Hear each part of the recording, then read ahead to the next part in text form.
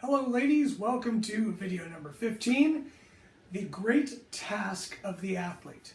Now, no matter what sport you do or what position you play in whatever sport you do, or whether you're a guy or a girl or a dog, or it doesn't matter, if you're an athlete, you've got one thing you're supposed to be doing all the time. And that one thing is to focus on whatever needs to be focused on to the exclusion of everything else.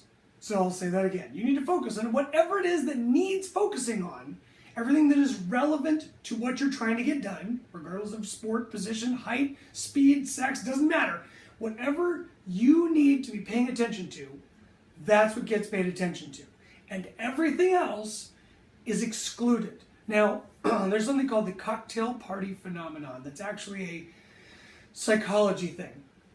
We've all done this. So at a party, at a gathering, where there's a lot going on. There might be music, there might be people talking, there might be glasses crashing to the ground because it's a good time.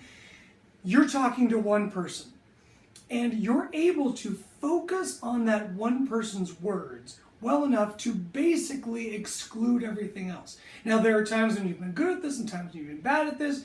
A lot of it had to do with how interesting what you were talking about with that person was. So if they were interesting, you found a way to focus and just hear what they had to say, even though there's a ton of other things going on. This ability, this phenomenon, this cocktail party phenomenon, is something that we regularly engage in sports, or don't. And hopefully you're able to do it because your job is to pay attention to what needs paying attention to and exclude everything else. So that, in its shortest terms, is the great task of the athlete. Now, what does that mean to you and me? Well, if you're having a bad day when you walk into practice or competition, you need to start to exclude all the thoughts, all the moods, all the extraneous junk that has been putting you in a bad place with no mental momentum for what you're about to do, and get yourself in a good place. Now, this may take some of us some time. There may be some geniuses out there that are able to just kind of snap their fingers and magically get into that wonderful place where all they're doing is just the one thing that matters. All they're doing is shooting the ball. All they're doing is passing the ball. All they're doing is running fast. Whatever it is you have to do, the ability to get everything that doesn't matter out and only the things that do matter in is amazing and magical. Now, most of us have experienced a game or a competition or a practice or whatever where things really flowed. Okay, that's all we were doing. There was peace and beauty, and it was incredible because that was the only thing on your mind, and that was the only thing in your consciousness, is the only thing going on in your world. Matter of fact, Michael Jordan, one of the greatest, and arguably really one of the greatest competitors ever to do anything ever, in my opinion, was super famous, and everywhere he went, people knew who he was as a basketball player. It wasn't like he was covered up with a helmet from football or something. I mean, you saw his face every game he played all the time. So everybody knew who he was. Everywhere he went, he was like, Michael Jordan, oh, Michael Jordan, we love you, you're great, you're awesome, saw that game, you're amazing. And all those things are true, and it drove him nuts. He said, the only place I find peace is on a basketball court. Which sounds weird to those of us that know that there are literally thousands of people cheering and literally millions of people watching on TV. That would be the last place some of us would find peace, is in the middle of all that attention and noise and distraction and literally world-class opponents trying to stop us. But he had the ability to focus on only what needed to be focused on, to the exclusion of everything else. And so the only place that he could find peace, the only place that he found harmony and joy and quiet, was in the middle of all that, because he was working so hard to think about only what needed to be focused on and excluded everything else. It was literally not there.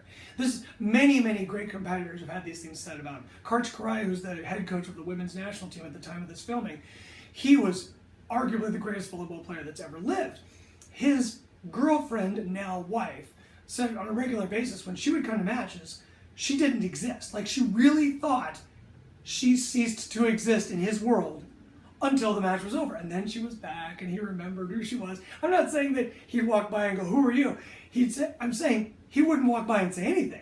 He was so busy focusing that she, though wonderful, and he loved her and married her and had children with her, did not matter And so she was not there in his mind. And again, that may sound even cold to some people, but the great competitors do this. They think about only what needs to be focused on during the time it needs to be focused on, and everything else is gone. So, how about the great task of the coach? What is the great task of the coach? If athletes are busy working hard to make sure they're thinking about only what needs to be focused on to the exclusion of everything else, what is my coach doing? Well, your coach is supposed to tell you what to focus on and when. So your coach is advising you constantly, look at this, don't look at that. Think about this, don't think about that. They're doing it in different words, different things, different times, different places, different sports. But they tell you what to focus on and when. And if they're an amazing coach, they may even be able to advise you on how. Although different people do different things in different ways. And just because your coach found a way to focus doesn't mean that it'll work for you. You are totally responsible for figuring it out, though. Because if you can't focus, you can't be awesome. And that's what we want for you, is awesome. So your coach tells you what to think about and when.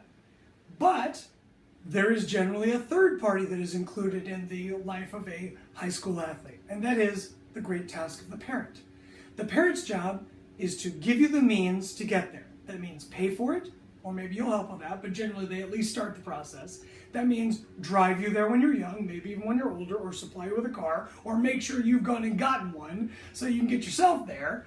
But they get you there somehow, and then they support you and the coach at the same time, never one over the other, to help you understand, survive, and thrive in the environment that you've chosen to be a part of. Whether it's a team or an individual sport, it doesn't matter. So your parent gives you access to training and reps, hopefully with an excellent coach that will tell you what to focus on and when, and maybe even how if they're amazing.